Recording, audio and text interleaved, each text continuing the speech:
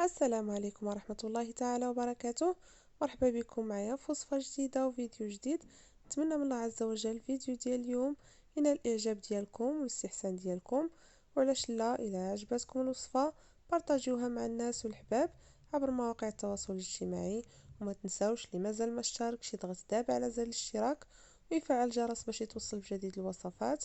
والى عجبتكم الوصفة كذلك ضغطوا على زر الاعجاب وخليو كومنتير باش يطلع الفيديو لاكبر عدد من الناس. بسم الله وعلى بركة الله، نبداو في الوصفة ديالنا. غادي نحتاجو جوج بيضات، غادي نحتاجو الكاس الا ربع ديال سكر سنيده، واحد الساشي ديال فاني. غادي نخلطهم واحد التخليطه خفيفه دقيقه فقط بهذا الشكل. غادي نزيد كاس الا ربع ديال الزيت،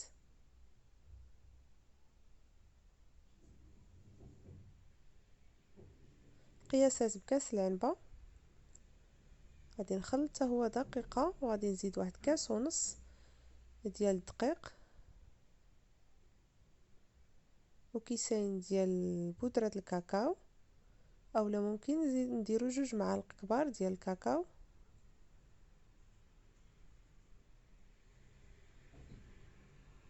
وهنا غادي نزيد واحد ساشي ونص ديال خميرة الحلوى،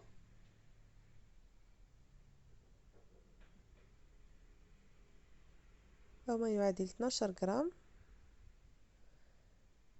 صافي غادي نخلط بهذا الشكل. غادي نحصلوا على واحد الخليط اللي هو ثقيل، وغادي نجيب هنايا واحد كاس لاروب ديال القهوه وتكون سخونه. غادي نضيفها على الخليط. انا هنا درت قهوه معصره، الا ما عندكمش ديروا كاس لاروب ديال الماء غليان وزيدوا عليه واحد المعلقه صغيره ديال قهوه سريعه الذوبان. صافي غادي نحصلو هكا على واحد الكيك اللي هو خفيف.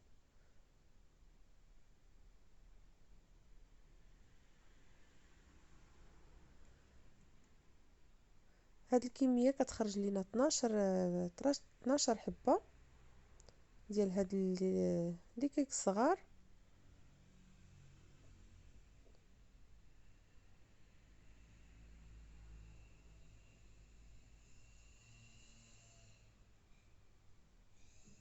هنا كما كتشوفوا دهنت بالزيت، دهنت غير القاع باش نتجنبوا انه تلتصق.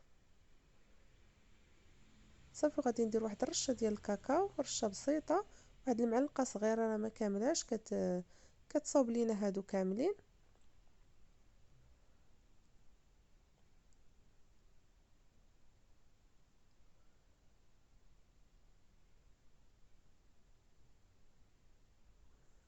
صافي غادي ندير الثلثين في المول ونخلي واحد الثلث فين تنفخ لينا الكيك.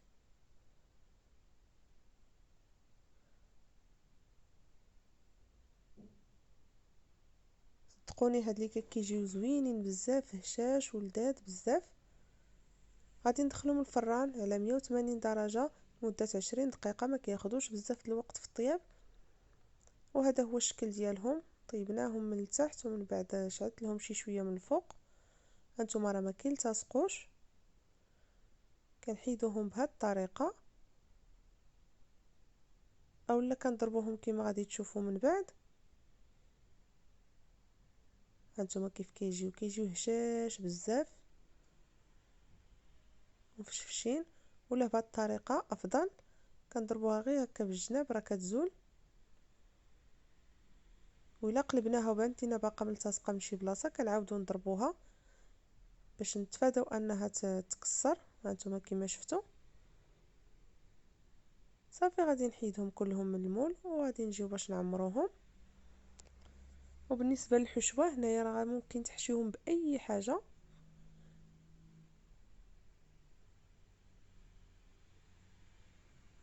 ممكن ديروا فيهم كريم باتيسير، ممكن ديروا فيهم الكريمه قشده الطريه طلعوها مع الفاني اولا الشوكولا. انا هنايا عمرتها غير بالكاناش ديال الشكلاط. درت كميه ديال الشكلاط، درت واحد 100 غرام ديال الشكلاط، درت عليها 40 غرام ديال 40 ملي ديال الكريمه. درت الشكلاط حتى داب وزدت عليه الكريمه. وهنايا غبقى ليا داك شويه غادي نزيد عليه شويه القطع ديال الشوكولاته باش يتغير اللون ديالو. هانتوما عطاني واحد البني فاتح باش نزين به. وثانيا ملي كنضيفو ديك الشكلاط كيعقد، يعني ملي كنزينو به كيجمد، ما كيبقاش هكا يلتصق في اليدين وكيرون ملي كتكوني تاكلي الكيك، لان الكاناش هو كيكون هكاك خفيف ما كيجمدش. ملي كنضيفو داك الشكلاط يعني التزيين راه كيجي شاد فراسو وكيجمد. صافي التزيين غندير ليه هذا الشكل.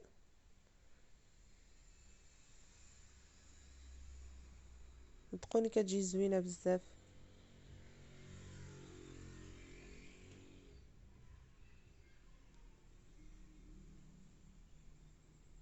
وسهله.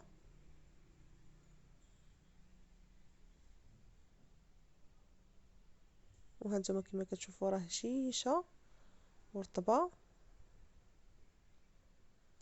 صافي غادي نستمر بالتزيين بهذا الشكل. كندير خطوط.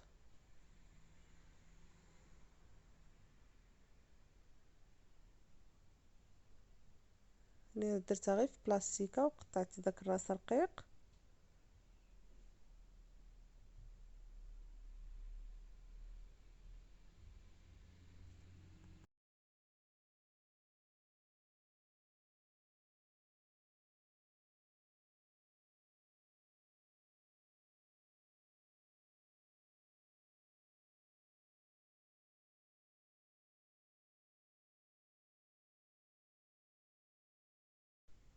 وكندير هاد الكويغطاس ديالي كاب كيك.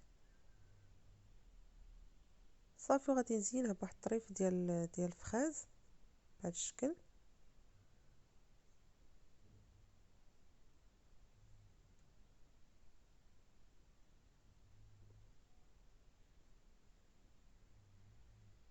كيجيو زوينين بزاف. هذا هو الشكل ديالهم، كيجيو هشاش هانتوما كما غادي تشوفوا، ومفشفشين ورطبين. حتى ديك الكريمه الداخل كتجي زوينه وبنينه. وبالنسبه لثمن البيع ديال هادو كيخرجوا ب5 دراهم للوحده بالنسبه للناس اللي بغاو يخدموا من ديورهم.